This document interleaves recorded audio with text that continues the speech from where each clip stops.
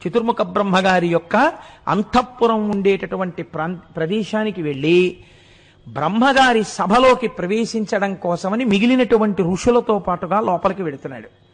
వెడుతుంటే అక్కడ ఉండేటటువంటి ద్వారపాలకులు అడ్డుపెట్టారు. మీరు లోపలికి వెళ్ళకూడదు అన్నారు. ఆయన ఆశ్చర్యపోయాడు. ఏమి నేను ఎందుకు వెళ్ళకూడదు అన్నాడు. అపత్యం వద్గా అన్నారు వాళ్ళు. నీకు సంతానము లేదు, సంతానము లేనటువంటి సందర్భంలో నీకు బ్రహ్మసభా ప్రవేశార్హత లేదు. ఎందుకని? శాస్త్రవాక్కు మీకు నేను చెప్తాను, వాళ్ళు కావాలని అవమానించడం వాళ్ళ ఉద్దేశ్యం కాదు. పితృరుణం తీరదు. తాను కూడా ఒక కొడుకుని కనకపోతే పితృరుణం తీరదు. కాబట్టి సంతానమును కని తీరాలి. పైగా వివాహం ఎవరైనా చేసుకోకపోతే బ్రహ్మచర్యంలోనే ఉండిపోయాడు అనుకోండి. ఇలాంటి బిడ్డన్ని కన్నారు కాబట్టి వాళ్ళ తల్లిదండ్రులందరినీ తిరగేసి చెట్లకు కట్టేస్తారు. మీరు దేవి భాగవతంలో దీనికి సంబంధించి ఒక కథ ఉన్నది. అమ్మవారు గౌరీదేవి అనబడేటటువంటి అవతారాన్ని స్వీకరించడం, అలా స్వీకరించడం వల్ల లోకమునకు కలిగినటువంటి కళ్యాణము, కౌశికీ రూపంతో అమ్మవారు చేసినటువంటి రాక్షస సంహారము, దీని కొరకు పరమేశ్వరుడు చేసినటువంటి సంకల్పము, వీటిని గురించి మీకు నేను వివరణ చేసి ఉన్నాను. ఆ తల్లియే మహాకాళి, మహాలక్ష్మి, మహాసరస్వతి, దుర్గా, శతాక్షి, శాకాంబరి మొదలైనటువంటి రూపములను కూడా స్వీకరించింది. ఈ రూపములన్నీ కూడా అమ్మవారివి రాక్షస సంహారం చేసి ప్రజలను రక్షిస్తూ ఉంటాయి. మీరు చూడండి, అమ్మవారు సాక్షాత్తు గురుస్వరూపంగా కూర్చుని మీకు కనపడుతుంది ఒక చోట. ఎందుచేత అంటే పరబ్రహ్మస్వరూపిణి అయినటువంటి జగన్మాత శివునకు శివశక్తికి అభేదమని నిన్నటి రోజున మీకు నేను విజ్ఞాపన చేసి ఉన్నాను. శివుడు ఎలా దక్షిణామూర్తిగా కూర్చుని ఉపదేశం చేశాడో అలా తల్లి కూడా మౌన వ్యాఖ్య చెయ్యకుండా ఒకానొక స్వరూపమునందు గురుస్వరూపిణిగా ఆవిడ నిలబడి లోకమునకు బోధ చేసింది. ఇది సాక్షాత్ ఉపనిషత్తులోనే మీకు కనపడుతుంది. కొంచెం ఇది అరుదైన సందర్భం. కేనోపనిషత్తు అని మనకి దశోపనిషత్తుల్లో చాలా గొప్ప ఉపనిషత్తుల్లో కేనోపనిషత్తు ఒకటి. ఉపనిషత్తులు కథారూపంగా కూడా విషయాన్ని చెప్పడం అనేటటువంటి ప్రక్రియ ఒకటి ఉంది. ఆ కేనోపనిషత్తులో ఒక ఆశ్చర్యకరమైన సందర్భాన్ని ఒకదాన్ని చెప్తారు. ఇంద్రుడి యొక్క నాయకత్వంలో దేవతలందరూ రాక్షస సంహారము చేసి ఒక చోట కూర్చుని ఉన్నారు. కూర్చుని ఉన్నప్పుడు వాళ్ళల్లో వాళ్ళు అనుకుంటున్నారు. ఏమని అంటే, ఈ కార్యాన్ని మనం సాధించాం, రాక్షసులందరినీ దునుమాడాం, విజయాన్ని సాధించాం, మన శక్తి గొప్పది, మన పరాక్రమం గొప్పది, మన సామర్థ్యం గొప్పది అని వాళ్ళు మాట్లాడుకుంటున్నారు. మాట్లాడుకుంటున్న సమయంలో వాళ్ళకు ఒక మహాభూతము కనపడింది. మహాభూతము అంటే ఏదో పిశాచము ఇలాంటివి అనుకోకండి. మహాభూతో మహానిధి అని విష్ణు సహస్రనామంలో శ్రీమన్నారాయణుడికి కూడా పేరు. మహాభూతం అంటే కాంతి రూపంలో ఒక పెద్ద స్వరూపం ఒకటి కనపడింది. ఏమిటిది? కాంతి కదండి. కంటిని తొందరగా ఆకర్షించేది ఏది అంటే కాంతి. కన్ను ఎప్పుడు ఆకర్షింపబడిందో మిగిలిన ఇంద్రియములు, మనస్సు ఆకర్షింపబడతాయి. కనుక ఇప్పుడు ఆ ఎదురుగుండా ఉన్నటువంటి కాంతిపుంజమును చూసి ఎవరో కనుక్కు రమ్మని మొట్టమొదట అగ్నిహోత్రుణ్ణి పంపించాడు దేవేంద్రుడు. అగ్నిహోత్రుడు అక్కడికి వెడితే అగ్నిహోత్రుడి యొక్క గొప్పతనం ఏమిటి? దేన్నైనా కాల్చగలడు. ఆ కాంతిపుంజం అడిగింది, నువ్వేం చేస్తూ ఉంటావు అని అడిగాను. అడిగితే ఆయన వెంటనే ఒక మాట చెప్పారు, నేను దేన్నైనా కాల్చేస్తాను అన్నాడు. ఆహా, అలాగా, ఇగో అక్కడ ఒక గడ్డి పరక ఉంది, దాన్ని దహించు, కాల్చు అందావిడ. ఆ కాంతిపుంజం ఈ మాట అంటే ఆయన వెంటనే అక్కడ ఉన్నటువంటి ఆ ఎండిపోయిన గడ్డి పరకని కాల్చే ప్రయత్నం చేశాడు. తన శక్తినంతటినీ కేంద్రీకరించిన గడ్డి పరక కాలలేదు. కాలకపోతే ఆయన చాలా ఆశ్చర్యపోయి కుపితుడై అవమాన భరితుడై తిరిగి వచ్చి ఇంద్రుడికి చెప్పాడు. ఇంద్రుడికి చెప్తే ఇంద్రుడు ఆశ్చర్యపోయి వెంటనే వాయుదేవుణ్ణి పిలిచాడు. నీకు ప్రభంజనుడు అని పేరు కదా, నువ్వు విస్తృతమైన వేగంతో వెడితే నీతో పాటు గడ్డిపరక చాలా తొందరగా ఎగిరిపోతుంది, అసలు అదేమిటో కనుక్కురమ్మని వాయుదేవుణ్ణి పంపాడు. ఇప్పుడు వాయుదేవుడు వెళ్ళి నిలబడితే ఆ కాంతిపుంజం అంది, నువ్వెవరు అంది. నేను వాయువుని, నేను లోకమును నిలబెట్టగలను, లోకమును ప్రభంజనుడని విరగ్గొట్టగలను, నాకు 2 శక్తులు ఉన్నాయన్నాడు. ఓహో, అంతకుముందు ఆయన ఒక్క శక్తి చెప్పాడు, నీకు 2 శక్తులు ఉన్నాయన్నమాట. అయితే ఈ గడ్డి పరకను ఎగరగొట్టు అంది. అంటే ఆయన తనకున్న బలాన్నంతటినీ వినియోగించాడు. ఆ గడ్డి పరక ఎగరలేదు. ఆయన కూడా కుపితుడయ్యాడు, అవమానం పాలయ్యాడు, ఆయన కూడా వెళ్ళిపోయాడు. సరే, ఇలా దేవతలు తమకు తోచినటువంటి శక్తులు ప్రయోగించారు, ఎవరి వల్ల ఏమీ చెయ్యలేకపోయారు ఆ గడ్డిపరకని. అప్పుడు దేవేంద్రుడే వెళ్ళాడు. దేవేంద్రుడే వెడితే ఆ కాంతిపుంజము తన యొక్క స్వస్వరూపమును ఆవిష్కరించింది. కాంతిపుంజము అని ఉపనిషత్తు ఎందుకు మాట్లాడిందంటే, బ్రహ్మమునకు యథార్థమునకు రూపం ఉండదు, అది భాష, స్ఫురణ, స్ఫురత్, అది కాంతి. కాబట్టి కాంతిపుంజముగా ఉన్నటువంటి ఆ స్వరూపం అమ్మవారి స్వరూపంగా మారింది, జగదంబగా ప్రత్యక్షమైంది. ప్రత్యక్షమైతే ఆయన వెంటనే స్తోత్రం చేశాడు అమ్మవారిని. అప్పుడు ఆవిడ కూర్చోపెట్టింది. అయితే ఆ పరిశోధకులు అంటారు, ఒక చిత్రమైన మాట చెప్పారు. నేను ఎప్పుడైనా శ్రీకాళహస్తి వెడితే ఈ విషయాన్ని ఒక్కసారి పెద్దలు ఎవరైనా అక్కడ ఉన్నవారిని అడగాలి అని అనుకుంటుంటాను. శ్రీకాళహస్తి దేవాలయం వెనకాతల ఉన్న ఒక ప్రాంతంలోనే ఈ సంఘటన జరిగింది అంటుంటారు. పరమాచార్య స్వామి వారు కూడా ఎక్కడో ఒక చోట ఈ మాట అన్నట్టు నాకు జ్ఞాపకం. తర్వాత ఎప్పుడో నేను పుస్తకాలు జాగ్రత్తగా చూడవలసి ఉంది దాని గురించి. అది నిజంగా మన ఆంధ్రదేశంలోనే జరుగుంటే అంతటి పవిత్ర భూమి మనం ఉన్న చోట ఉందని ఒక తృప్తి. కాబట్టి ఇప్పుడు అమ్మవారు ఇంద్రుణ్ణి కూర్చోపెట్టి బ్రహ్మమునకు సంబంధించినటువంటి సమస్త జ్ఞానమును ఉపదేశించేసింది. నీ అంత నీవుగా కాదు, ఈ లోకములో ఎవ్వరికీ కూడా శక్తి లేదు. శక్తి అన్నది ఏదైనా ఉంటే శరీరమునందు శక్తి రూపేణ సంస్థిత, ఆ తల్లియే శక్తి రూపంలో ఉంది. ఈ చెయ్యి కదులుతోందంటే ఆ అమ్మ అనుగ్రహం. నేనిప్పుడు మీకు 4 మాటలు చెప్పాలి అని అనుకుంటే నాకు స్ఫురణ యందు నేను ఈ మాట చెప్పాలి అని అనుకున్నప్పుడు నేను చదివినటువంటి సందర్భం ఒక వరుస క్రమంలో నాకు జ్ఞాపకం రావాలి. అలా కాకుండా నాకు ముందు ఇంద్రుడు వెళ్ళినట్టు జ్ఞాపకానికి వచ్చి తర్వాత అయ్యో నన్ను క్షమించండి ముందు అగ్ని కూడా వెళ్ళాడండి అన్నాను అనుకోండి, ఇలా నేను తబిసీలు చేశాను అనుకోండి, చెప్పేదాన్ని మీరు కంగారు పడతారు. ఏమిటిది, ఈయన ముందుది వెనక్కి చెప్తాడు, వెనకది ముందుకు చెప్తాడని. అలా కాకుండా ఒక వరుస క్రమంలో నాకు జ్ఞాపకానికి వచ్చి, నాకు జ్ఞాపకానికి వచ్చినటువంటి విషయం మీ యందు కూడా అది అనుభవంగా మారేటట్టుగా, మీకు కూడా తెలుసున్న విషయముగా భావన జరిగేటట్టుగా, నేను నాలో ఉన్న భావాన్ని వాక్కులుగా మార్చడానికి నా మూలాధార చక్రం దగ్గర ఉన్నటువంటి వాయువు కదిలి ఒక్కొక్క చక్రాన్ని దాటి పైకి వస్తుంటే ఆఖరికి కంఠాన్ని దాటి నోటి దగ్గరికి వచ్చినప్పుడు నాలుక ఆ గాలిని నొక్కితే సొట్టలబడి వర్ణములైతే, వర్ణములు పదములైతే, పదములు వాక్యములైతే, వాక్యములు అర్థంతో కూడి పైకి వచ్చి ధ్వనిగా మారి మీ చెవులలోంచి లోపలికి వెళ్ళి నేను పొందినటువంటి భావాన్ని మీరు పొంది సభయందు సభాభ్య సభాపతిభ్యశ్చవో నమో నమో అన్నట్టుగా ఏకీకృతమవుతుంది సభ. కాబట్టి శృణ్వంతపః అనడానికి కారణం అదే. వింటున్నప్పుడు ఎంత ఎక్కువ మంది వింటున్నారు అన్నది కాదు, అందులో ఏకాగ్ర దృష్టితో ఎవరో ఒకరు వింటూ ఉండవచ్చు సభలో. మమేకమై చెవులే పనిచేస్తుండగా మిగిలిన ఇంద్రియములన్నీ పనిచేయడం ఆగిపోయి తదేక దృష్టితో వింటూ ఉంటారు. అలా వింటున్నప్పుడు ఏమవుతుందంటే వారి యొక్క కేంద్రీకృతమైన దృష్టికి భంగపాటు కలిగితే అది తపోభంగము కిందే లెక్కకొస్తుంది. అలా ఏ కారణం వల్ల, ఏ ధ్వని వలన వింటున్న వాళ్ళ యొక్క దృష్టి చెదిరిందనుకోండి, నిష్కారణంగా ఏమవుతుందంటే తెలియకపోయినా ఎవరు అలా అవతల వారి దృష్టిని పాడు చేశారో వాళ్ళ ఖాతాలో ఆ తపోభంగమైన ఫలితం పడిపోతుంది. కాబట్టి సభలో కొంచెం మర్యాదగా ఉండండి, చప్పుడు చేయకండి అనడానికి కారణం ఇది. కాబట్టి సభాభ్య అది ఈశ్వర స్వరూపము, దాని యందు కొంచెం నమ్రతతో ఆ వినయంతో ప్రవర్తించవలసి ఉంటుంది. కనుక చూడండి, ఇప్పుడు నేను చెయ్యి కదిలితే అమ్మవారి అనుగ్రహం, నేను 4 మాటలు పలికితే అమ్మవారి అనుగ్రహం, మీరు వింటే అమ్మవారి అనుగ్రహం, మీకు లోపలికి చేరితే అమ్మవారి అనుగ్రహం, మనసు పట్టుకుంటే అమ్మవారి అనుగ్రహం, అది మళ్ళీ తిరిగి జ్ఞాపకానికి వచ్చి మీరు దీన్ని ఆచరణలో పెట్టగలిగితే అమ్మవారి అనుగ్రహం. మీరు చూడండి, లోకమునందు ఒక పోకడ ఉంటుంది. తెలుసుకోవడం వేరు, తెలియకపోవడం వేరు. మీరు చాలా జాగ్రత్తగా గమనించవలసి ఉంటుంది. ఉద్ధరణ దేని వలన కలుగుతుందంటే తెలుసుకోవడము వలన కలగదు. మీరు బాగా జ్ఞాపకం పెట్టుకోండి.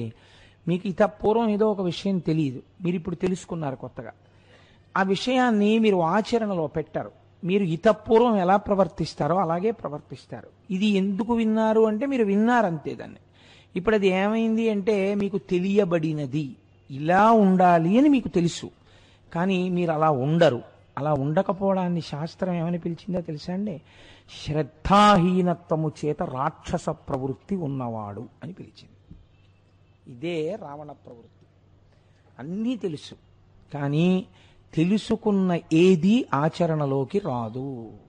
అలా ఆచరణలో పెట్టకుండా ఉండడం రాక్షస ప్రవృత్తి. చిత్తవృత్తి రూపంలో రాక్షసుడు లోపల కూర్చుని తెలుసుకున్న దాన్ని ఆచరణలో పెట్టనివ్వడు. అందుకని తెలుసుకోవడం ప్రధానమా, తెలుసుకున్నది ఆచరణలో పెట్టడం ప్రధానమా? తెలుసుకున్నానండి వల్ల ఉపయోగం ఏమి ఉండదు. తెలుసుకున్నది ఎంతవరకు ఆచరణలో పెడుతున్నారో కొన్ని విషయాలు ముఖాలు చూస్తేనే తెలుస్తాయి కదండి. కాబట్టి ఆచరణ లేని తెలుసుకోవడం రాక్షసత్వమును మాత్రమే ప్రకాశింపచేస్తుంది. కాబట్టి తెలుసుకున్నది ఆచరణలోకి రావాలి. కాబట్టి ఇప్పుడు ఆచరణలోకి రావాలంటే ఏమవ్వాలి? మీ మనస్సు అంగీకరించి ఇది మంచి కాబట్టి దీన్ని నువ్వు పాటించు అన్న విషయంలో మీ మనస్సు మీకు లొంగగలిగి ఉండాలి. ఇలా లొంగడం ఒక శక్తి. మీకు లొంగకపోతే కదండి మీలో మార్పు రాదు. లొంగిందనుకోండి మార్పు వచ్చేస్తుంది. కాబట్టి ఈ మార్పు రావడం ప్రధానమైన ఉద్దేశ్యము శాస్త్రమునందు. అలా రాలేదనుకోండి అర్థం ఏమిటో తెలుసా అండి? ఇంకా అమ్మవారు తన మాయనే వారి మీద ప్రసరింపచేస్తున్నది అని గుర్తు. అంటే పూర్ణ భక్తిత్వం ఏర్పడలేదన్నమాట. అందుకే ఆ మాయ తొలగలేదు, ఇంకా మాయ యందు కొట్టుమిట్టాడుతున్నాడు. కనుక మీరిప్పుడు చూడండి, లోకములో తెలుసుకోవాలన్న కుతూహలం దగ్గర నుంచి తెలుసుకున్నది ఆచరణలోకి రావడం వరకు, మనస్సు ముఖం అవడం వరకు అన్నీ అమ్మవారి అనుగ్రహముగానే ఉంటాయి. అందుకే జగదంబ అనుగ్రహం లేకుండా, అమ్మవారి యొక్క అనుగ్రహము లేకుండా శివాభిముఖుడు కావడము, ఈశ్వరాభిముఖుడు కావడము జరగదు. శాస్త్రం తేటతెల్లం చేసింది. దీన్నే పోతన గారు గొప్ప శ్రీ విద్యోపాసకుడు అండి. ఆయనకి శ్రీ విద్యలో తెలియని రహస్యాలు లేవు. అందుకే యాదేవి సర్వభూతేషు శక్తి రూపేణ సంస్థిత అనేటటువంటి వాక్యాలను ఆయన ఎంత గొప్ప కందపద్యం కింద మార్చేశారో తెలుసా అండి? బలయుతులకు దుర్బలులకు బలమెవ్వడు, నీకు నాకు బ్రహ్మాదులకు బలమెవ్వడు, ప్రాణులకును బలమెవ్వండట్టి విభుడు బలమసురేంద్ర అన్నారు. ఆయన పుంస్వరూపం మీద పెట్టారు. అది దాని స్వరూపం పుంస్వరూపమా స్త్రీ స్వరూపమా పక్కన పెట్టేసేయండి. స్త్రీ పురుష నపుంసకమూర్తియును కాక తిర్య కమర నరాది మూర్తియును కాక కర్మ గుణభేద సరసత్ప్రకాశి కాక వెనుక నన్నియుతానగు విభుతలంతో. కాబట్టి ఇది అమ్మవారి అనుగ్రహము అని పిలుస్తారు. ఇది ఇంద్రుడికి మాత్రమే బోధ చేయబడింది అంటే కేనోపనిషత్తులో వచ్చినటువంటి విషయంగా కానీ, శివమహాపురాణంలో వచ్చినటువంటి విషయంగా కానీ మీకు ఏమీ ఉపయోగం ఉండదు. బాగా జ్ఞాపకం పెట్టుకోండి. ఎందుకో తెలుసా? మీరు ఎప్పుడూ గుర్తుపెట్టుకోవలసింది ఏమిటంటే, మీరు ఏదైనా వ్యవహారమును చేస్తే మీ లోపల ఒక భావన ఉండాలి. మీరు 10 మాటలు పైకి చెప్పక్కర్లేదు, ఒక భావన మీకు ఉండాలి. ఏమిటో తెలుసా అండి ఆ భావన? ఇది అమ్మవారి అనుగ్రహం చేత నేను చెయ్యగలుగుతున్నాను. నేను మీకు ఒక తేలిక ఉదాహరణ చెప్తాను, మీరు పట్టుకుంటారు. ఆఫీస్కి ఒక టాప్ బాస్ ఉంటాడు. ప్రతి ఆఫీస్కి ఒక పెద్ద అధికారి. ఆ అధికారి ఒక 2000 మంది ఉద్యోగుల్లో ఒక ఉద్యోగిని నమ్మాడు. ఆ ఉద్యోగిని నమ్మి ఆయన ఏం చేస్తుంటాడంటే ప్రతి విషయానికి ఈయన మీద ఆధారపడతాడు. ఇప్పుడు అసలు ఈయన హాయిగా 10ంటికి ఆఫీస్కి వెళ్ళచ్చు, 5:30 అయ్యేటప్పటికి తిరిగి వచ్చేయచ్చు. కానీ ఈయన పరిస్థితి ఏమిటంటే అందరికన్నా ముందు తెల్లవారుజామున 5 గంటలకే ఈయన బయలుదేరిపోతుంటాడు. ఎందుకంటే ఆయన ఫోన్ చేస్తారు. ఫోన్ చేసి, అబ్బాయి నువ్వు ఫలానా చోటుకి వెళ్ళి ఇవాళ ఒక్కసారి అక్కడ విషయం కనుక్కొని 10 అయ్యేటప్పటికి ఆఫీస్కి వచ్చి నాకు చెప్పాలంటారు. ఈయన అక్కడికి వెళ్ళారనుకోండి, అక్కడ వాళ్ళందరూ భయపడతారు. ఎందుకంటే ఈయన అధికారి కాడు, ఈయనకేం చర్య తీసుకునే అధికారం లేదు. కానీ ఈయన చూసి ఏది చెప్తున్నాడో దాన్ని బట్టే ఆ పై అధికారి యొక్క అనుగ్రహము కానీ ఆగ్రహము కానీ ఉంటాయి. కాబట్టి ఇప్పుడు ఆయనకి ఏమిటి ఉత్సాహం? ఈయనకి కొత్తగా జీతం ఏం పెరగదు. తెల్లవారుదామున 5 గంటల నుంచి రాత్రి 11 వరకు ఆఫీసులో ఉంటాడు. ఎందుకుంటాడు? ఒక్కటే కారణం, పై అధికారి యొక్క మన్నన నేను చూరగొన్నాను. పరమాచార్య స్వామి ఇదే చెప్పేవారు. మీరు పరమేశ్వరుణ్ణి ఒక్క అరగంట సేపు పూజ చేసుకుంటే నీ చేశాననకూడదు. పై అధికారి యొక్క మన్నన పొందాను నేను, ఇవాళ తెల్లవారకట్టే వెళ్ళి అక్కడ కనుక్కొచ్చి ఆయనకి చెప్పడం వల్ల ఎంత మంచి పని చేసావా, నువ్వు కరెక్ట్గా చెప్పావు, నీ వల్ల నేను రైట్ యాక్షన్ తీసుకోగలిగాను, లేకపోతే నాకు అదుపు తప్పు ఉండేది డిస్ట్రిక్ట్ అని పై ఆఫీసర్ అంటే it's a pat on his shoulder, పొంగిపోతాడంతే ఆయన. అలా మీరేమనుకోవాలంటే ఒక పూజ చేస్తే ఇది అమ్మవారి అనుగ్రహం. నాతో నా తల్లి ఇవాళ ఒక గంట పూజ చేయించింది. ఎందరో ఒక గంట పూజ చేయలేకపోయిన వాళ్ళు ఉన్నారు. నా అదృష్టం, నా తల్లి నాతో పూజ చేయిస్తోంది. నా తల్లి నాతో సమంత్రకమైన విభూతి ధారణ చేయిస్తోంది. నా తల్లి నాతో సంధ్యావందనం చేయిస్తోంది. నా తల్లి నాతో దేవాలయానికి దర్శనం చేయిస్తోంది. నా తల్లి నా చేత ఎన్నో విషయాలు చెప్పించింది. ఇవన్నీ ఎందుకు చెప్పిస్తోంది ఆవిడ? నన్ను ఉద్ధరించడానికి. నా యందు అమ్మ కృప ఉంది. అమ్మ కృప ఉండబట్టే నాకేం చేత కాకపోయినా అమ్మవారు నన్ను కూర్చోబెట్టి నాలోంచి పలికి నన్ను ధన్యుణ్ణి చేస్తోంది. ఇప్పుడు మీరు ఈ అనుగ్రహం పోగొట్టుకోవడానికి ఇష్టపడతారా?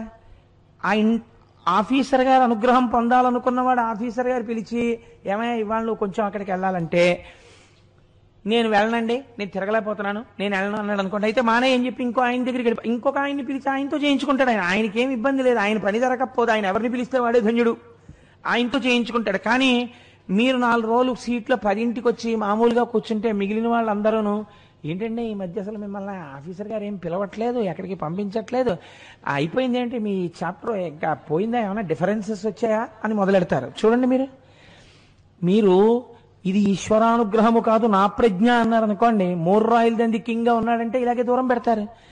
కాబట్టి ఇది నేర్చుకోమని అమ్మవారు ఎంత గమ్మత్తుగా చెప్పిందో చూడండి. ఏం చెయ్యండి, చేస్తూ ఉండాలి. కానీ ఏది చెయ్యండి అంటే నా ఉద్దేశంలో అన్ని పనులు అని కాదు, వేదం అంగీకరించిన మంచి పనులు చేస్తూ నేను చేశానని అనకూడదు. అమ్మవారు చేయిస్తోంది. ఇది అమ్మవారి పూజ అంటే. అమ్మవారి పూజ అంటే మీరు లలితా సహస్రనామ స్తోత్రంతో పూజా మందిరంలో కూర్చుని కుంకుమార్చన చేసేసి బయటికి వచ్చి నేను కుంకుమార్చనతో రోజు లలితా సహస్రం చదువుతానండి అంటే పూజ తెలియదు. అయ్యా ఏం చేస్తున్నారండి అని అడిగారు అనుకోండి, నా అదృష్టం అండి అమ్మవారు ప్రతిరోజు లలితా సహస్రంతో నాతో కుంకుమార్చన చేయిస్తుంటుంది అన్నారనుకోండి, మీరు పూజ చేస్తున్నారు. అది అసలు శక్తి స్వరూపాన్ని పట్టుకోవడం అంటే. ఇది చెప్తోంది అమ్మవారు ఇంద్రుడికి. ఇంద్రుణ్ణి అడ్డు పెట్టి లోకానికంతటికీ ఆవిడ చెప్పింది కేనోపనిషత్తులో. ఇంద్రుణ్ణి అడ్డు పెట్టి లోకానికంతటికీ చెప్పింది శివమహాపురాణంలో. నువ్వు ఎంత అభ్యున్నతిలోనైనా ఉండు కాదన్నాం, కానీ ఒక్క మాట మర్చిపోతూ ఉండకు, ఇది ఈశ్వరానుగ్రహం అంటుండు. శివ ఇద్దరికీ తేడా ఏం లేదు, ఇది శివానుగ్రహం అండి అంటుండు. నువ్వు అంతా చేసేయి, ఇదంతా మా అమ్మ నాన్నగారు చేయించారని చెప్పి ఉమామహేశ్వర పరబ్రహ్మార్పణమస్తు అను, నాదేం లేదు ఇందులో అని వెళ్ళిపోతే చాలు. పొంగిపోతారు వాడు. నాది అని అనకు, వారిది అని లోపల భావన చేస్తుండు. నీ యందు ఆ కటాక్షం అలా వస్తూనే ఉంటుంది. మీరు చూడండి, మీకు లోకమంతా కనపడుతూ ఉంటుంది సూర్యకాంతిలో.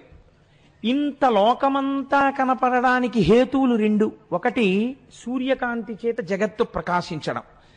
ప్రకాశిస్తున్నటువంటి కాంతి యందు మీ కన్ను ఇలా తిప్పగానే మీ కంటి నుంచి బయలుదేరినటువంటి కాంతి కిరణం అది సూర్యుడిదే.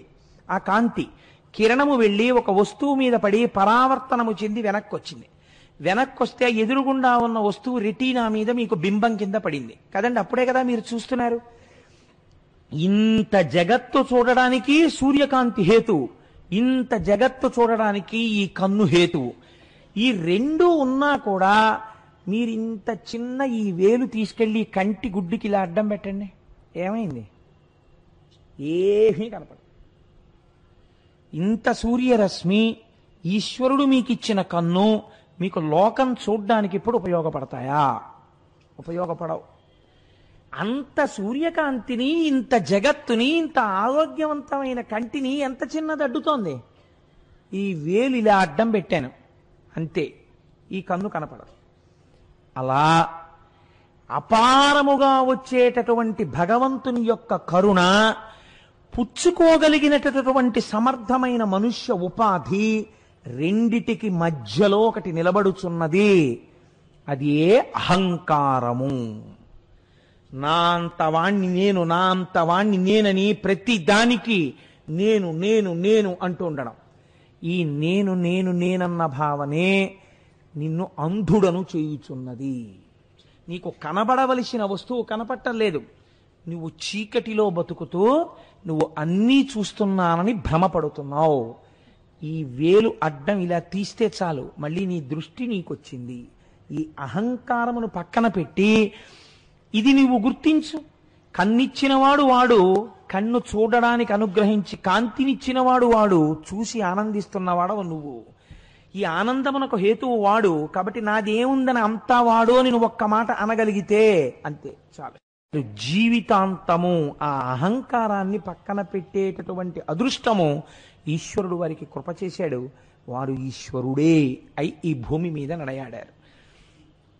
కనుక మనం ఆ కోణంలో దాన్ని అర్థం చేసుకుని ఆ కోణంలో దాన్ని మనం కానీ అమలులోకి తెచ్చుకోగలిగితే, ఎప్పుడెప్పుడు అహంకారం పటమరించినప్పుడు మీరు కంగారు పడిపోక్కర్లేదు.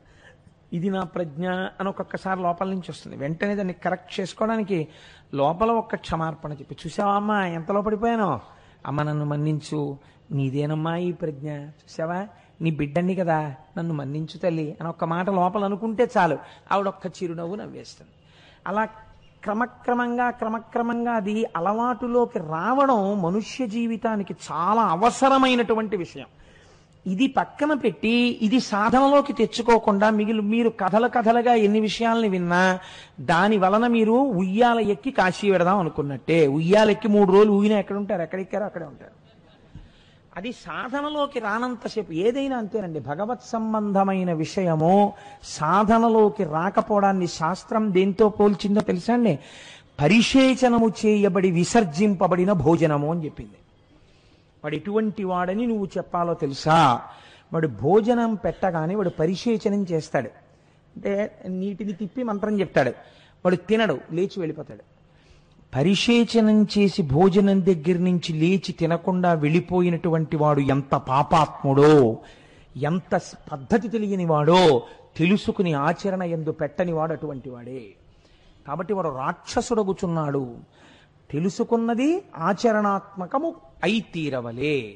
కాబట్టి ఇది అవడానికి మీకు అమ్మవారి అనుగ్రహం కావాలి.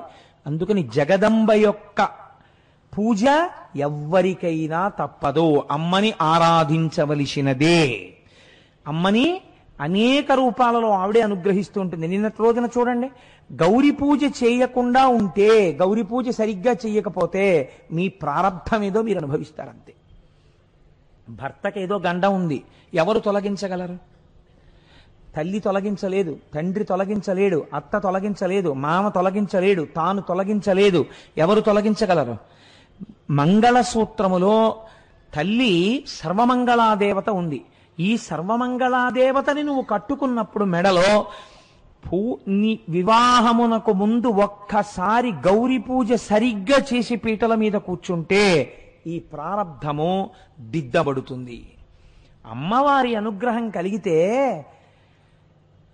అవతల స్త్రీకి పసుపు కుంకాలు ఉంచడం అమ్మవారికి పెద్ద లెక్క అండి, పెద్ద విశేషం ఏం కాదు. ఆవిడ ఇచ్చేస్తుంది అంతే పసుపు కుంకాలు.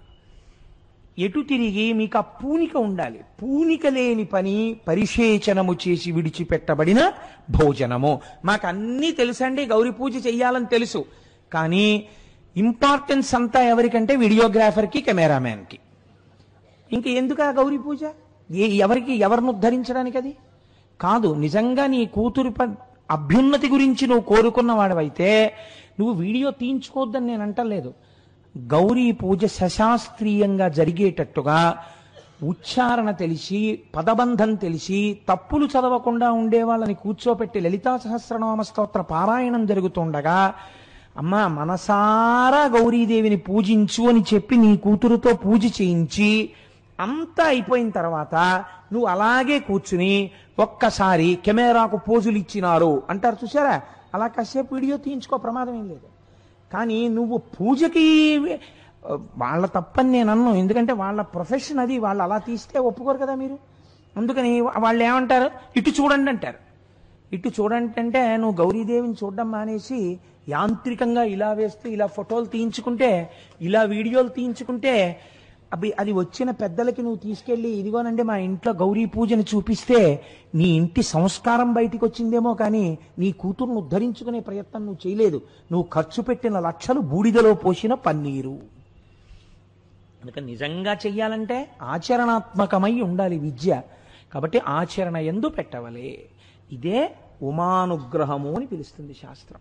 అటువంటి అనుగ్రహం మనకి అమ్మవారి యొక్క అనుగ్రహంగా కలగాలి అని మనం తల్లిని ప్రార్థన చేద్దాం. ఇవాల్టి రోజున కృష్ణపక్షంలో వచ్చినటువంటి విధియ, ఇది దాటితే తదియ కదండి. శాస్త్రం ఏమంటుందంటే శుక్లపక్షంలో వచ్చేటటువంటి విధియ కాని తదియ నాటి చంద్రరేఖ ఆకాశంలో ఎలా ఉంటుందో ఆ చంద్రరేఖయే పార్వతీ పరమేశ్వరుల యొక్క కిరీటము మీద ఉండేటటువంటి చంద్రరేఖ.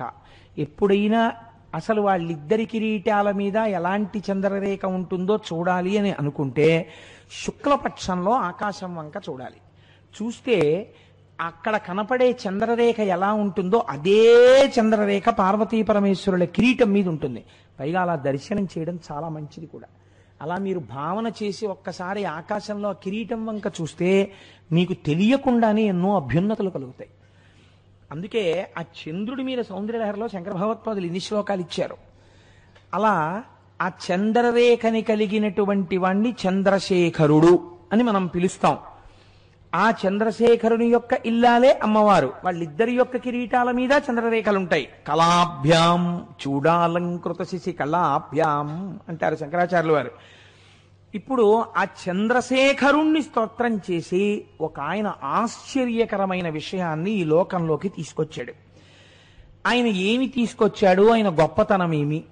అందున దీని గొప్పతనం ఏమిటంటే, నేను ఎందుకు ఇవాళ దీని గురించి చెప్పాలి అని అనుకున్నానంటే, ఇది మాఘమాసంలో జరిగినటువంటి కథ. ఇది మాఘమాసంలో ఎవరైనా వింటే వాళ్ళకి విశేషమైనటువంటి ఫలితం కలుగుతుంది అని శాస్త్రవాక్కు.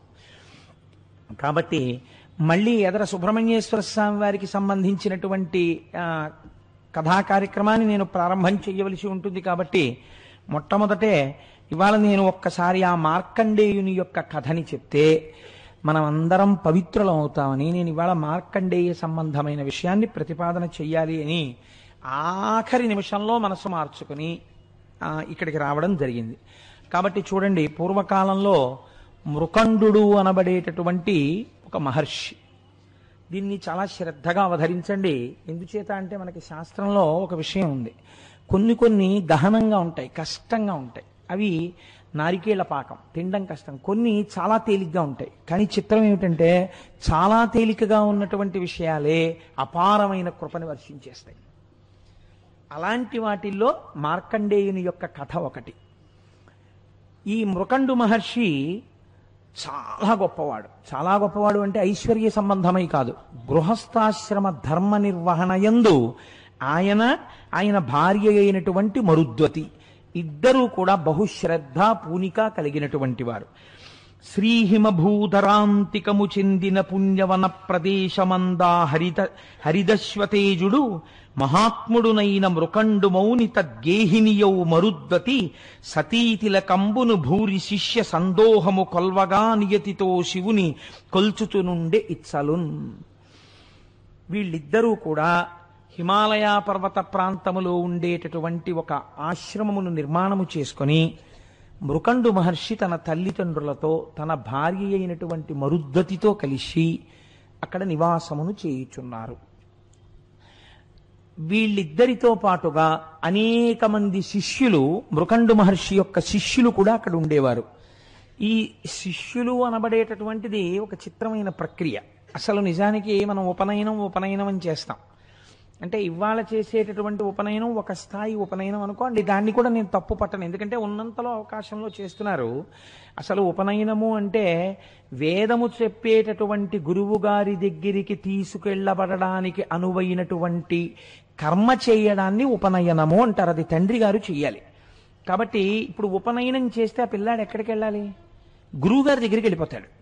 గురువుగారి దగ్గరికి వెళ్ళిపోతే గురువుగారు ఏం చేస్తారు? పూర్వం చాలా చిత్రంగా ఉండేది పద్ధతి. ధర్మము ఆశ్చర్యకరంగా ఉండేది. అది రాజు బిడ్డే కానివ్వండి, సామాన్యుడి బిడ్డే కానివ్వండి, చదువుకోవాలంటే ఎక్కడికో వెళ్ళి మళ్ళీ ఇంటికి వెళ్ళడం ఉండేది కాదు. గురువుగారి దగ్గరికి వెళ్ళిపోవాలి. ఈ గురుపత్ని ఏం చేస్తుంది? ఆవిడే వీళ్ళందరికీ తల్లి, ఆయన తండ్రి. కాబట్టి ఇప్పుడు వయస్సుతో నిమిత్తం ఉండేది కాదు. గురుపత్ని గురువుకిని వాళ్ళు గౌరవింపబడేవారు. ఇప్పుడు వాళ్ళిద్దరూ ఏం చేస్తారు అంటే ప్రతిరోజు ఈ పిల్లలకి ఆయన పాఠాలు నేర్పుతారు.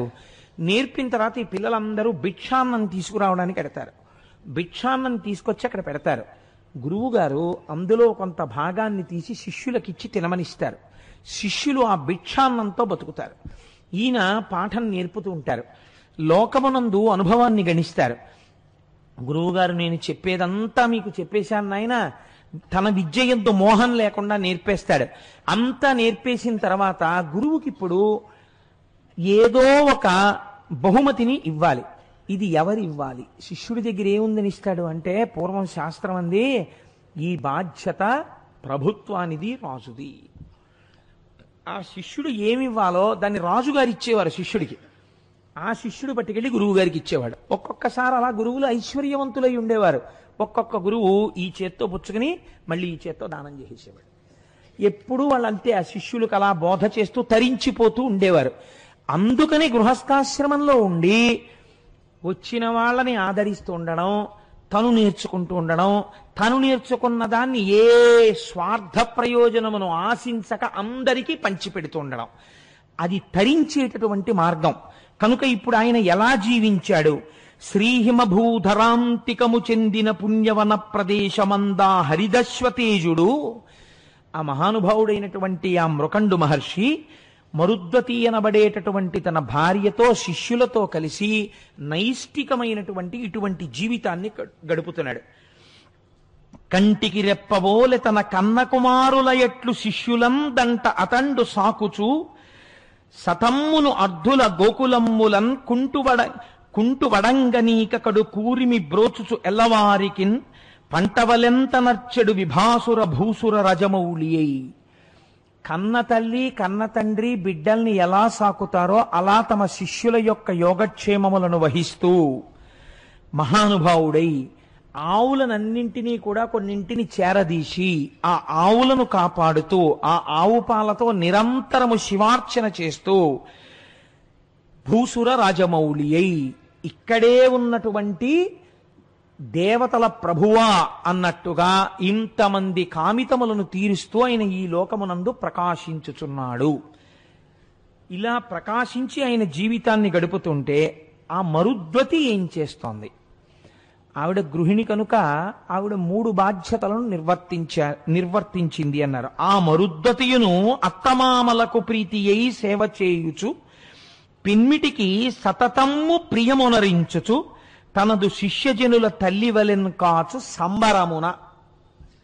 ఇది చంపేస్తున్నారు మీరు మీ శిష్యులు అనలేదు. సంబరమున ఎంతో సంతోషంతో అత్తమామలకి సేవ చేసింది, తన భర్తని సేవించింది, శిష్యులను ఒక తల్లిలా కాపాడింది. కాబట్టి ఇద్దరూ కూడా చక్కగా గృహస్థాశ్రమంలో వాళ్ళు నిర్వహించవలసినటువంటి ధర్మం ఏది ఉన్నదో ఆ ధర్మాన్ని నిర్వహిస్తున్నారు. ఆ ముని దంపతుల్ సతతమావని యందు గృహస్థ ధర్మమున్ బ్రేముడి నిర్వహింపుచును పెంపెసగంగ వసించిరేలకో ఆ మహనీయమూర్తులకు అక్కట సంతతి లేకయుండే వారేమియు చింతసేయకయ ఈశ్వరు కొల్చుచునుండి రిమ్మునన్. వాళ్ళిద్దరూ గృహస్థాశ్రమంలో తమ జీవితాన్ని పండించుకుని అందరికీ కామధేనువై కల్పవృక్షమై తమ జీవితాన్ని నడుపుతున్నా వారికి బిడ్డలు కలగలేదు. బిడ్డలు కలగలేదు కనుక వాళ్ళు శివార్చన మానలేదు. మనకి ఏది ఇవ్వాలో ఏది ఇవ్వకూడదో ఈశ్వరుడికి తెలుసు. కాబట్టి ఎప్పుడు ఇవ్వాలో ఈశ్వరుడికి తెలుసు. ఈశ్వరుడు ఇస్తాడని అదే పూనికతో వాళ్ళు శివార్చన చేయుచున్నారు. ఇలా ఉండగా ఒకానొక రోజున ఒక ఆశ్చర్యకరమైనటువంటి సంఘటన జరిగింది.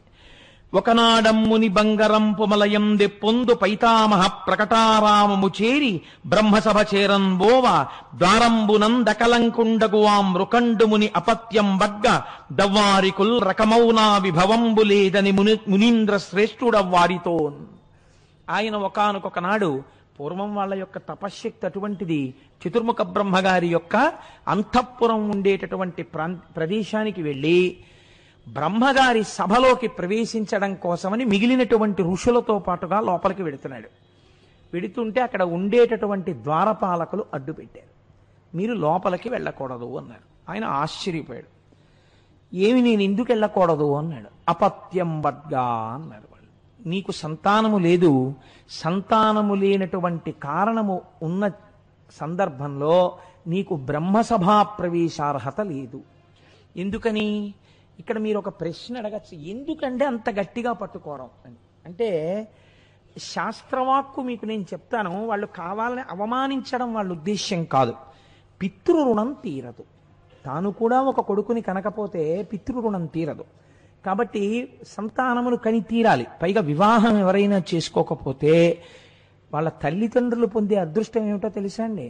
బ్రహ్మచర్యంలోనే ఉండిపోయాడు అనుకోండి, పోనీ ఏదో చిట్ట చివర తురీయాశ్రమంలోకి వెళ్లకుండా ఇటు గృహస్థు కాడు, ఇటు బ్రహ్మచారి, ఇటు ఆ వివాహం చేసుకోకుండా అలా ఉండిపోతే ఇలాంటి బిడ్డన్ని కన్నారు కాబట్టి వాళ్ళ తల్లిదండ్రులందరినీ తిరగేసి చెట్లకు కట్టేస్తారు.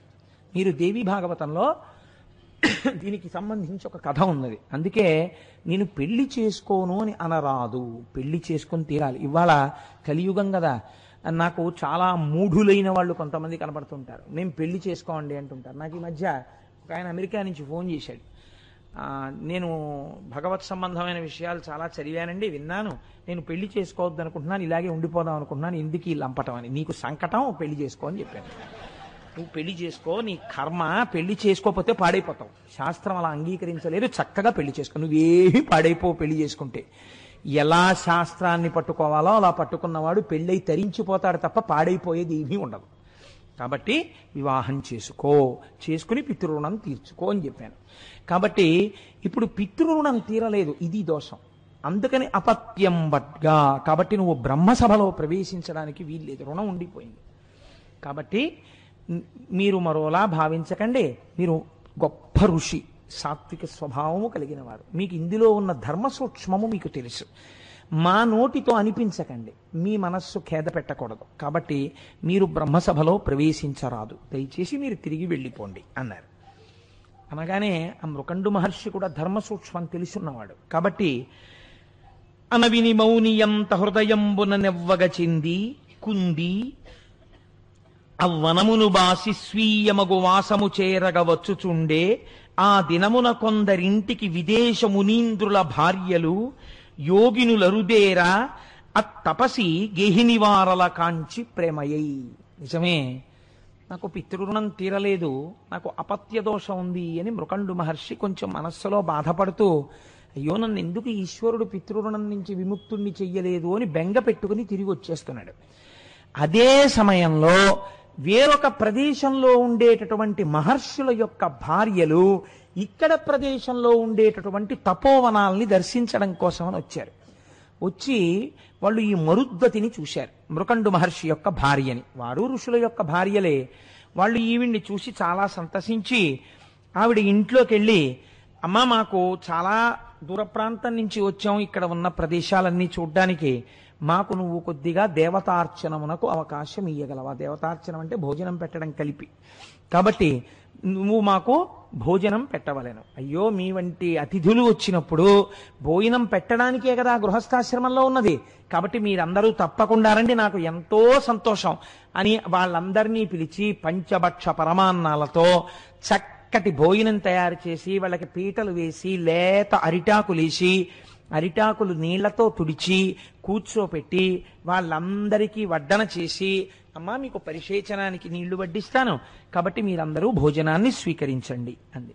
అంటే వాళ్ళన్నారు, వారలుగని నీ బిడ్డల చేరబిలువుము, ఇట శిశులు చేరిన మేమున్ వారల బోసేయుధమిట ధీరమతి అనినా ఆమె దిగులు కొని అని.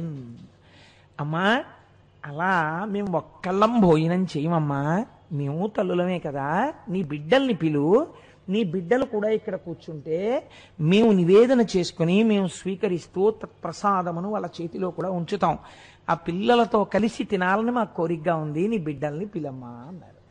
అంటే ఆ మరుద్వతంది, నోములు నోచలేదు కొరనోముల దానను తల్లులారా, నన్నోముడి కిట్టులేనియును నోదనముల్ తగనరగించుడి, శ్రీ మహితుల్ దయానిధులు చల్వగు మీదు సమాగమంబికన్నామది వేట్ప తీర్పుడు ప్రణామములివ్యమునత్తు నర్మిలిన్.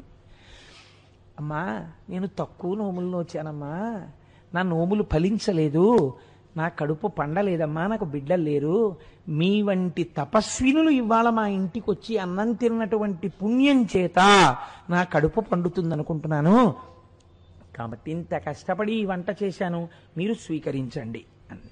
అంటే వాళ్ళన్నారు, అనినా వారందరరసి రయమున పీట లవలికిన్ త్రోసి శిశులు లేనట్టి వారి అన్నములు మేము సాపడమంచు కదలిపోయిరి మరుద్దతియుకడు బొగులువగల.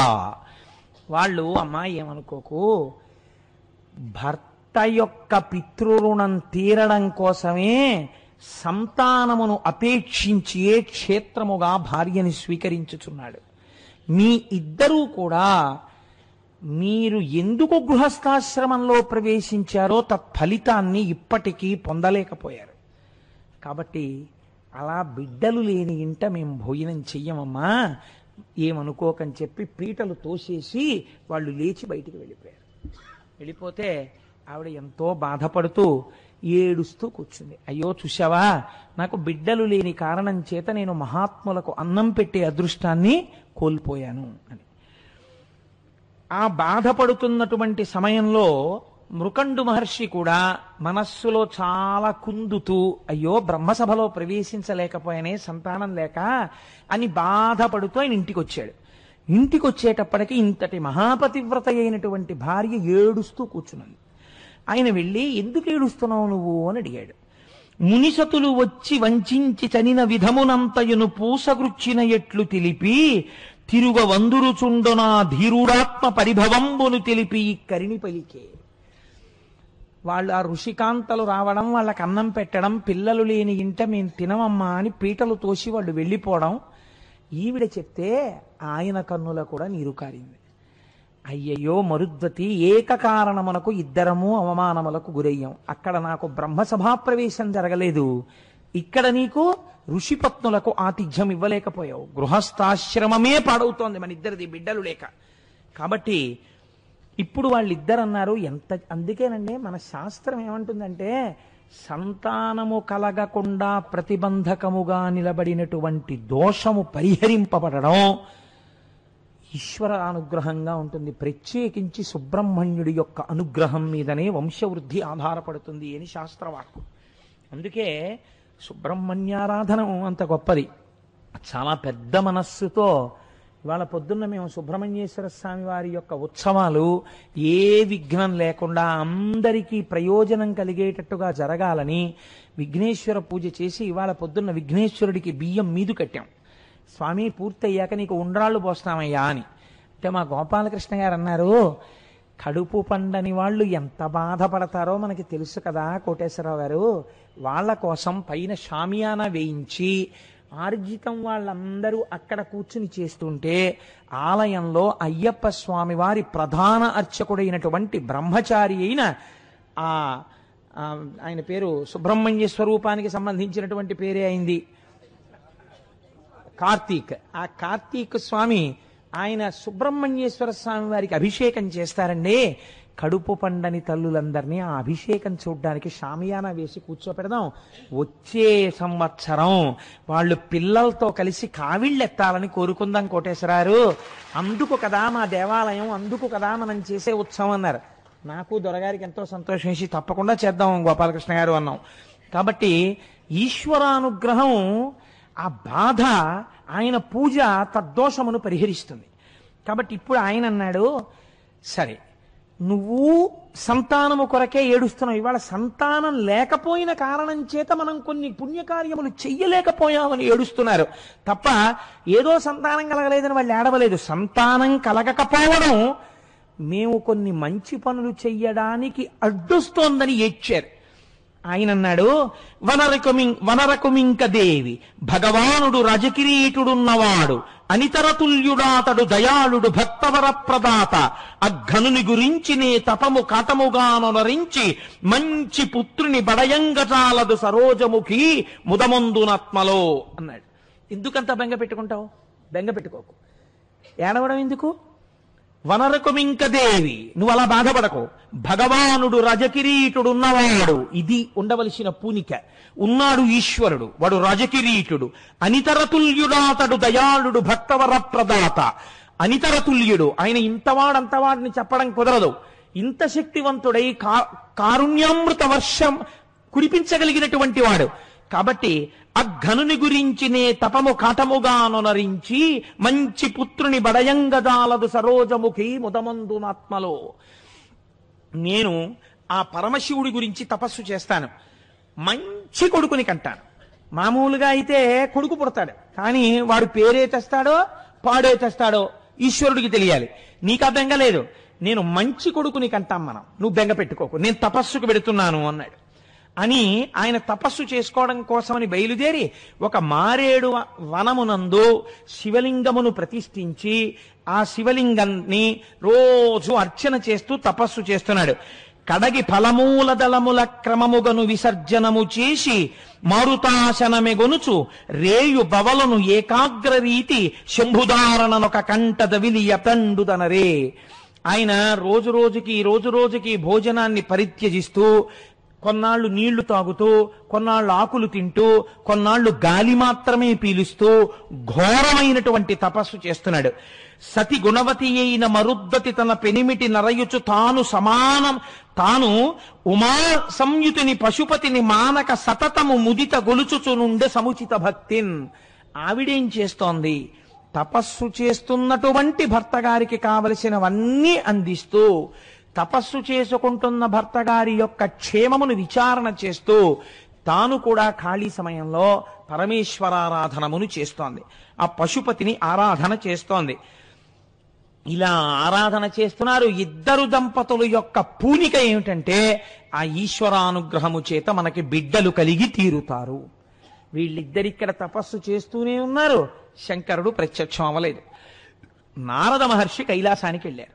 వెళ్ళి కైలాసంలో శంకరుణ్ణి చూసి, కనికరమారయన్ వలదే గదిలి భక్తుల సకరాదే నీ మనము దయామయం బిటుల మాన్పడనేలకో తండ్రి, ఇంకనైనను మునియుగ్మమున్ తొలపు నమ్మికతో నిన్ను కొల్చుచున్న వారి నిశము లెమ్ము రమ్ము రయమాదటగావగవరలం విభూ.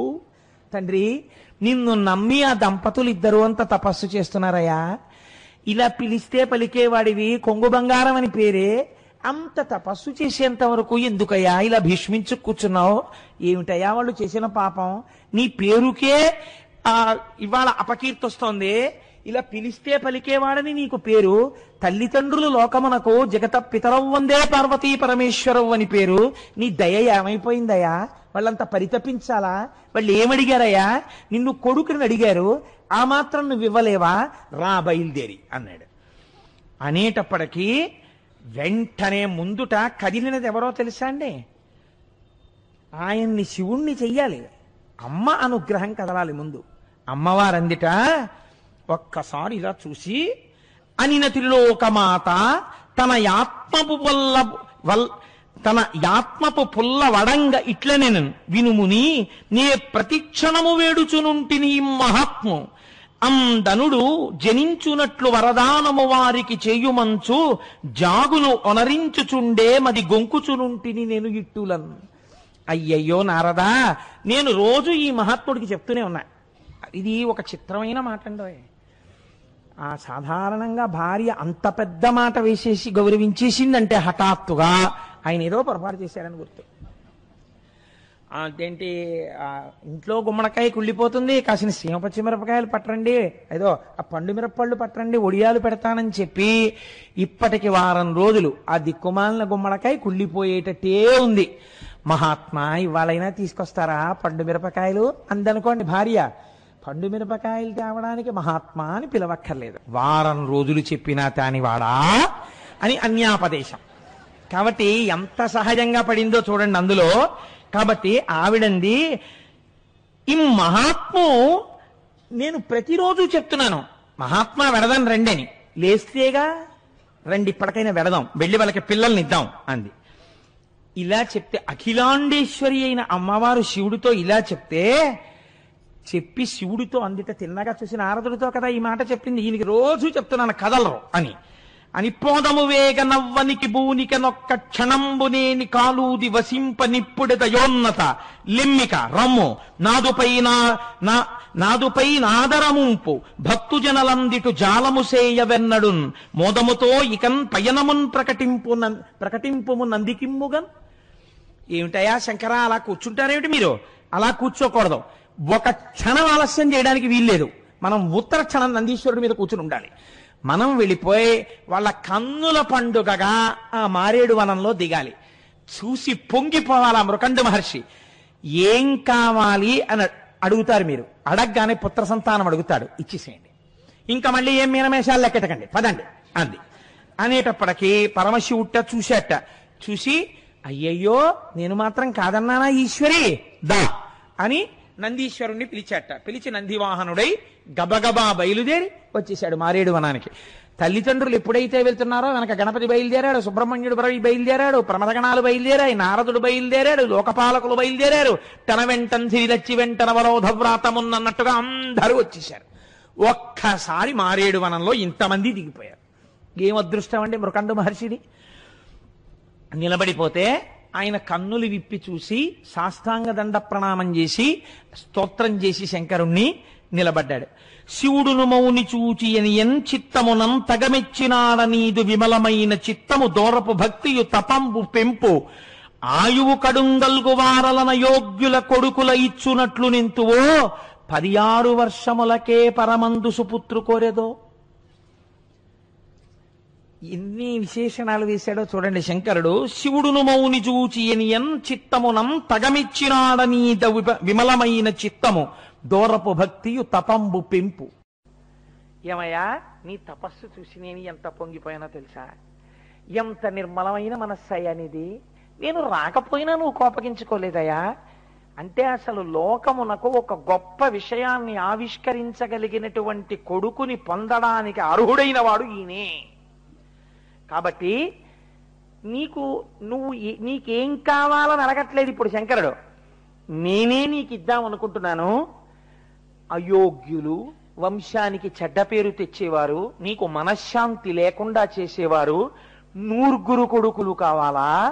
16 సంవత్సరములకే పరాన్ని పొందేటటువంటి కొడుకు కావాలా?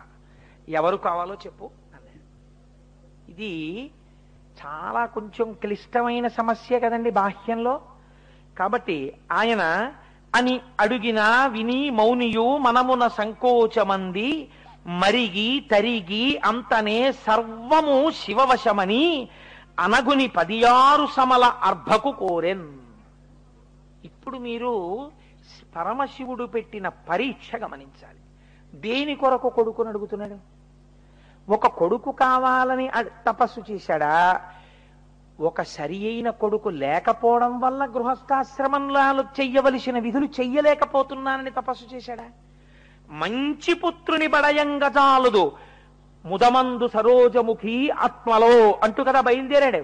అయినప్పుడు ఇప్పుడు మంచి కొడుకంటే ఏమిటి దాని అర్థం? 100 ఏళ్ళు వాళ్ళు ఏం పనులు చేస్తే లేదురో మా కళ్ళ ముందు తిరిగే వాళ్ళు అయితే చాలన్నవాడు మంచి కొడుక మృకండుడి దృష్టిలో? 16 వర్షములకే పరమందు సుపుత్రు కోరేదో. ఇదే సుపుత్రుడు. ఎవరిని అడుగుతాడు? ఈయన ఏ స్థాయిలో సమాధానం ఇస్తాడు చూశాడు. శంకరుడే కదండి. ఎంత గొప్ప పరీక్ష అండి. ఆయన కూడా మనస్సులో ఆలోచించాట. ఒక్క దుష్టుడైన కొడుకు పుట్టి చేయరాని పనులు చేశాడనుకోండి, పైన ఉన్న వాళ్ళు కూడా కింద పడిపోతారు అధోలోకాల్లోకి. కాబట్టి ఒక మంచి కొడుకునే అడుగుదాం. నేను ఎందుకు కోరుకున్నాను? పితృరుణం నుంచి విముక్తున్నవడానికి. మళ్ళీ వాళ్ళను కూడా పడగొట్టే కొడుకు నాకెందుకు?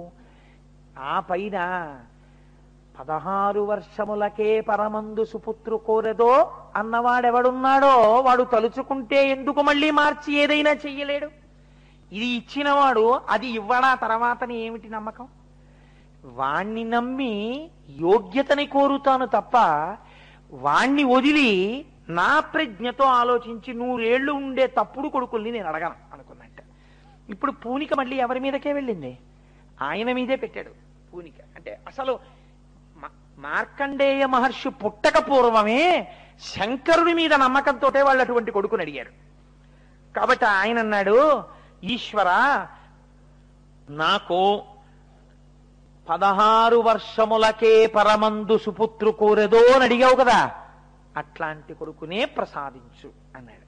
కానీ ఈ మాటలు అడిగిన తరువాత మరుద్వతి మాత్రం కొంచెం చిన్నబుచ్చుకుందట. ఎందుచేత? తల్లి ప్రేగే కదండి. పిల్లలు లేకపోవడం ఎంత కష్టమో, పుట్టినటువంటి పిల్లాడు చాలా యోగ్యుడై 16 ఏళ్లే బతుకుతాడని తిరగడం మరీ కష్టం. ఎందుకని? ఇప్పుడు పుత్రశోకాన్ని భరించవలసి వస్తుంది తర్వాత. కాబట్టి ఇప్పుడు అది తలుచుకోగానే ఆవిడ చాలా బెంగ పెట్టుకుందిట. బెంగ పెట్టుకున్నట్టుగా చూసిందిట. ఏమిటండి పరీక్ష అన్నట్టు.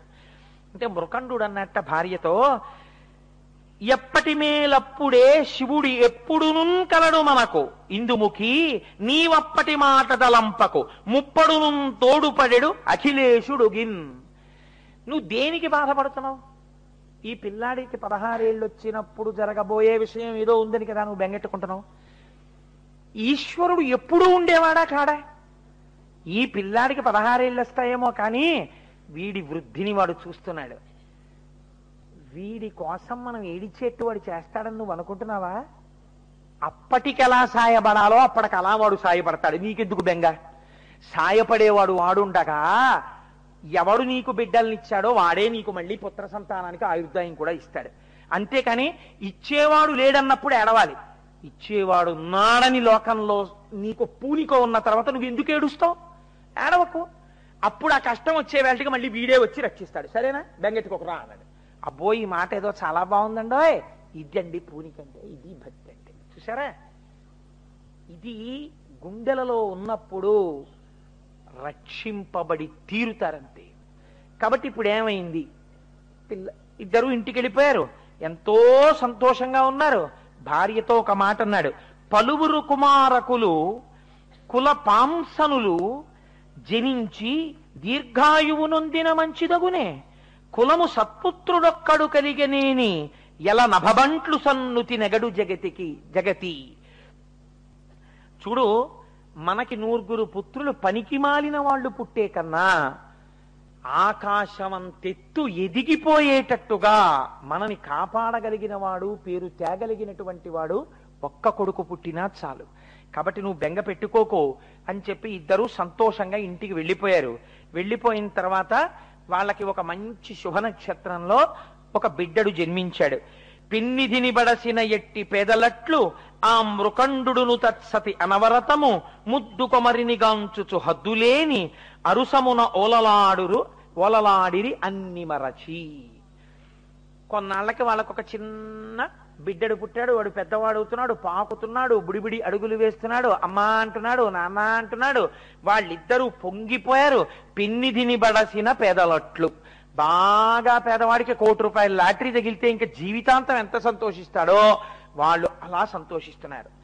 ఆ మృకండు తత్సతి అనవరతము ముద్దు కొమరిని కాంచుచు హద్దులేని అరుసమున ఓలలాడుచురు అన్ని విడచి ఆనందరసంలో మునిగిపోతున్నారు. ఆ మృకండు మహర్షి, ఆయన భార్య, ఆ పిల్లవాడిని చూస్తూ పరవశించిపోతున్నారు. ఇలా జరుగుతూ ఉండగా ఈ పిల్లవాడు రోజు రోజుకి దినదిన ప్రవర్ధమానం అవుతున్నాడు. ఆ పిల్లవాడికి యోగ్యమైనటువంటి వయస్సులో ఉపనయనం చేశారు, గురుకులానికి పంపించారు. వాడు చక్కగా వేదాల్ని, ఉపనిషత్తుల్ని అన్నింటినీ చాలా తక్కువ సమయంలో నేర్చేసుకున్నాడు. వాడు ఎంత అనుష్ఠాన బలం ఉన్నవాడు. ఇది ఉమానుగ్రహమును పొందుట, అఖిలాండేశ్వరి అనుగ్రహాన్ని పొందాడు. అనుష్ఠాన పర్యంతములోకి వచ్చింది ఆ పిల్లవాడికి. పెద్దవాడైన తర్వాత వచ్చిన భక్తి గొప్పది కాదండి. చిన్న పిల్లవాడిగా ఉండగా మార్కండేయుడి యొక్క జీవితాన్ని మీరు అవధరించండి. నడువగా వచ్చిన నాటి నుండి శివదేవళంబులకెగుదించు పలుకగా వచ్చినప్పటి నుండి నమశివాయన్సే ప్రొద్దు పలుకుచుండు చదువుగా వచ్చిన సమయంబునందుండి శైవ ప్రబంధంబుల పఠన చేయు వ్రాయగా వచ్చిన వరుసనే శివకోటి మించిన వేట్క లిఖించుచుండు బూది సర్వాంగములనిపుడు పూయుచుండు తవిలి రుద్రాక్షలను మెడదాల్చుచుండు పార్థివేశార్చ ఏ రోజు బాయకుండు భూషణంబై తనరు అమ్మునిసుతుండు. ఆ పిల్లవాడు రోజు రోజు ఎలా పెరుగుతున్నాడు? నడువగా వచ్చిన నాటి నుండి శివదేవళంబులకెగుచుండు. ఆ పిల్లవాడికి నడవడం వచ్చినప్పటి నుంచి వాడికి సంతోషం ఏమిటంటే, ఒక్కరోజు నాన్నగారు తీసుకెళ్లారు.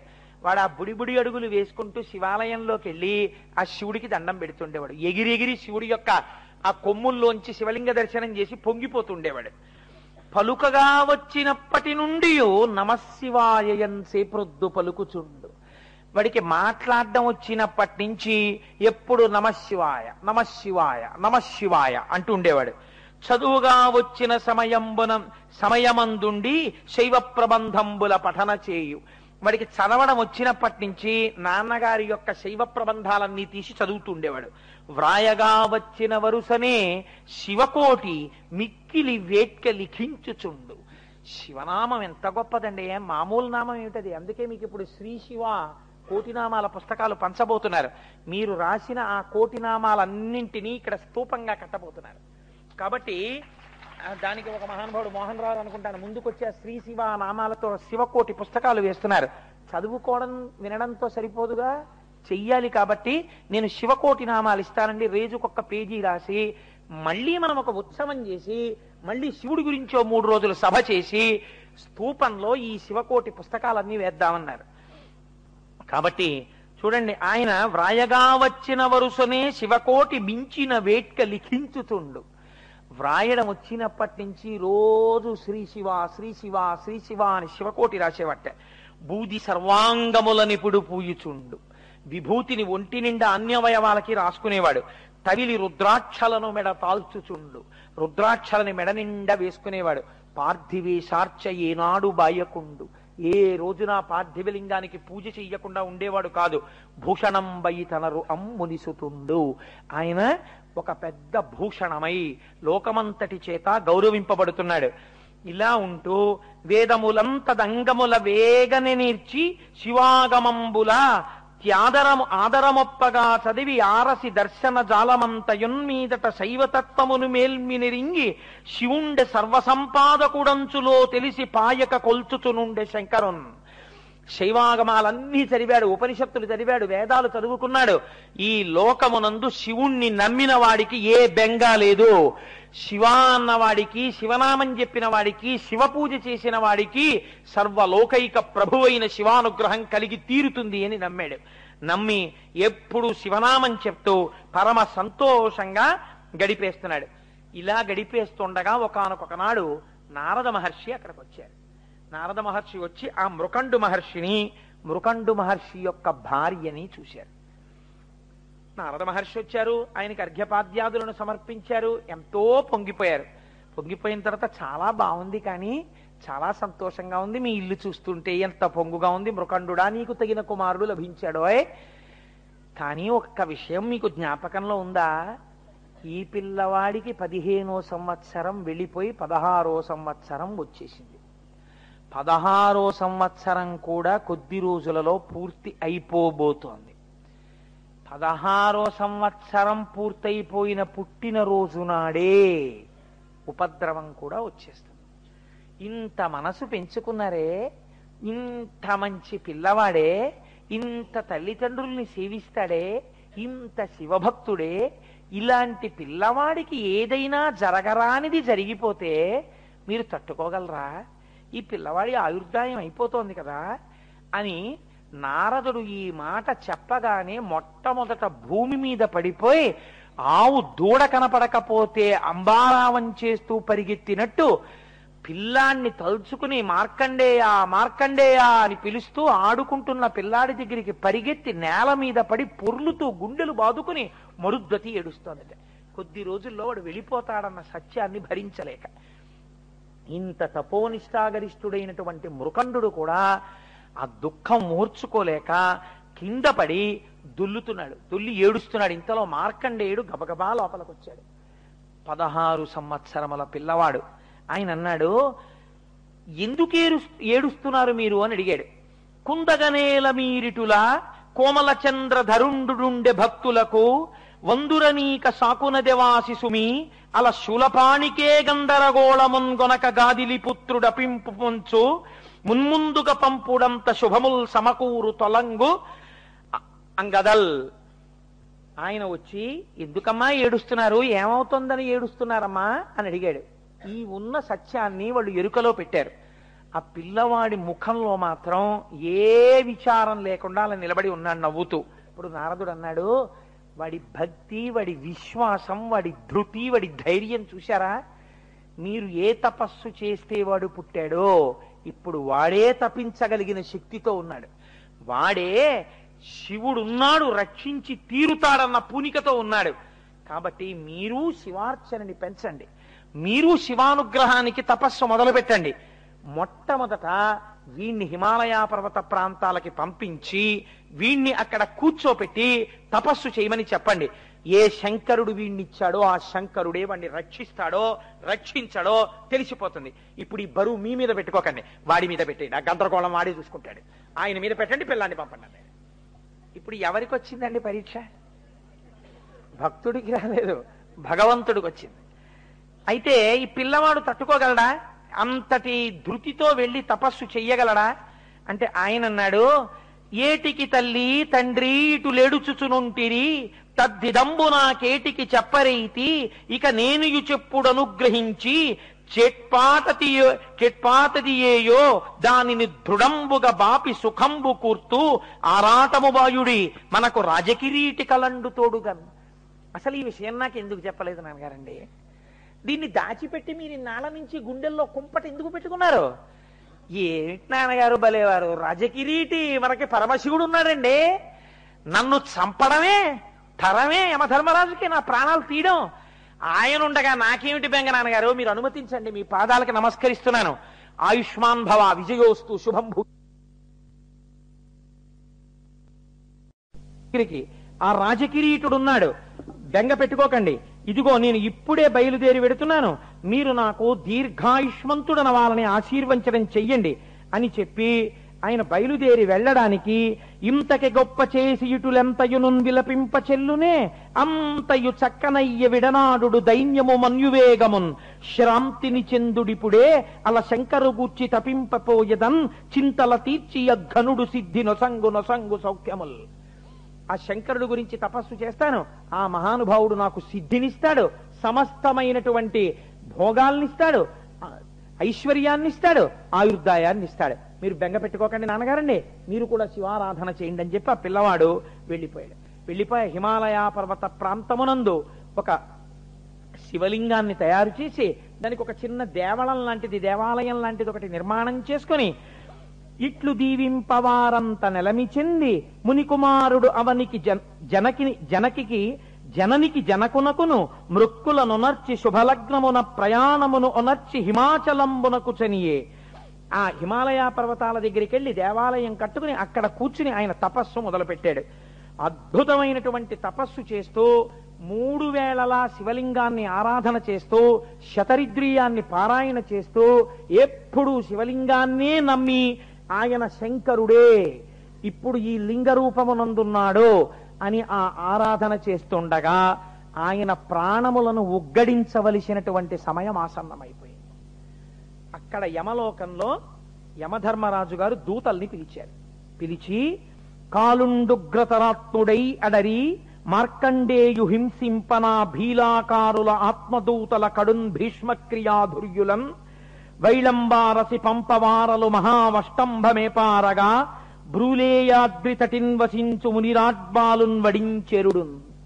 దూతల్ని పిలిచి ఆ పిల్లవాడికి ఆయుర్దాయం అయిపోతోంది, మీరు వెంటనే పాశములు పట్టుకుని ఆ ప్రాంతాన్ని చేరండి, చేరి మార్కండేయుడి యొక్క ఆయుర్దాయాన్ని ఆ పాశముల చేత తీసి పట్టుకుని మళ్ళీ ఈ లోకాన్ని చేరండి అన్నాడు. ఆ దూతలు అక్కడికి వెళ్ళారు. ప్రాణోత్క్రమణము కావలసిన సమయం ఆసన్నమైంది. వాళ్ళు చిన్న దేవాలయం లాంటిది ఒకటి నిర్మాణం చేసుకుని అందులో కదండి ఒక ఏదో ఆకులతో కట్టుకున్నాడు ఆయన. లోపల శివలింగం దగ్గర కూర్చుని తదేక ధ్యానంతో శివారాధనం చేస్తున్నాడు. ఈ శివారాధనం చేస్తున్నటువంటి సమయంలో ఈ వచ్చినటువంటి యమదూతలు ఆయన మీద పాశం వెయ్యడం కోసమని ఒక్కసారి తొంగి లోపలికి చూశారు ఎక్కడున్నాడు అని. చూసి యముని దూతలు కాంచి సంయమి కుమారుడించుక చెలింపకాత్మ మహేశునందె తిరముగా నుంచి పూజ నంబురువు మీర సల్పుచుండగా వారలా చందమెరిగి లోపలికి చూసేటప్పటికీ అసలు ఏ విధమైనటువంటి కదలిక లేకుండా అలా పరమశివుడి మీద